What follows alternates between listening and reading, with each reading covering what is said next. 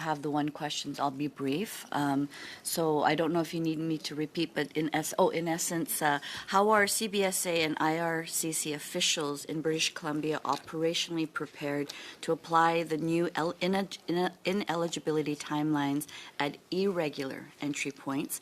And what measures are in place to ensure decisions are consistent and take into account the real world circumstances of claimants arriving in the region?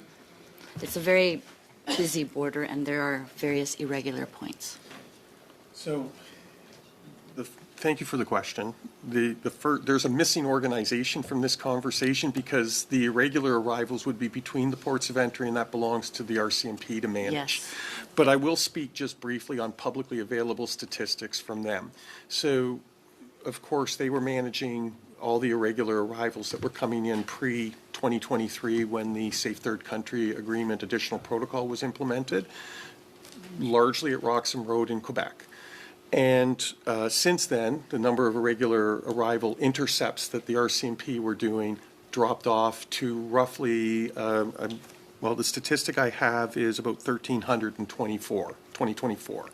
In 2025, after receiving increases in funding to have more border monitoring, and again, they can speak to that, the number of intercepts crossing irregularly, this is for the whole country, not BC, I apologize for that, was 2,400 intercepts.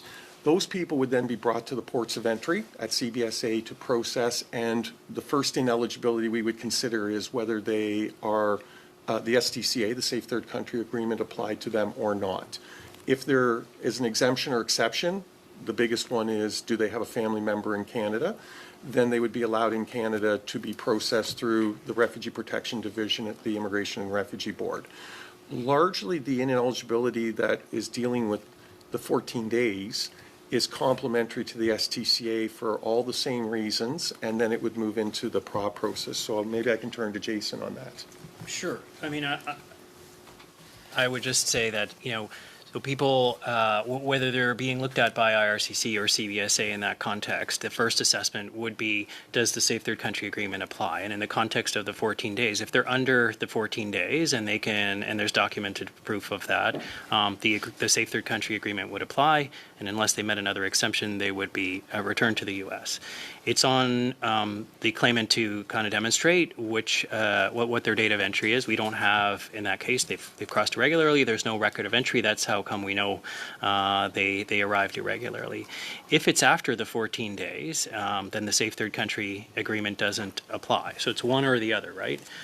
We have no record of your entry. You have no visa or anything. And in that case, the 14-day ineligibility measure that we have applies. We're ensuring common guidance to staff in both organizations on the direction for that. But effectively, then that would, in the same way we have other ineligibilities, simply mean somebody would mark them as ineligible to be referred to the IRB, and they would be directed towards the removal stream and the PRA process. Just one quick comment is that there are more boots on the ground, there are more officials, and there's close communication and cooperation with the two, IRCC and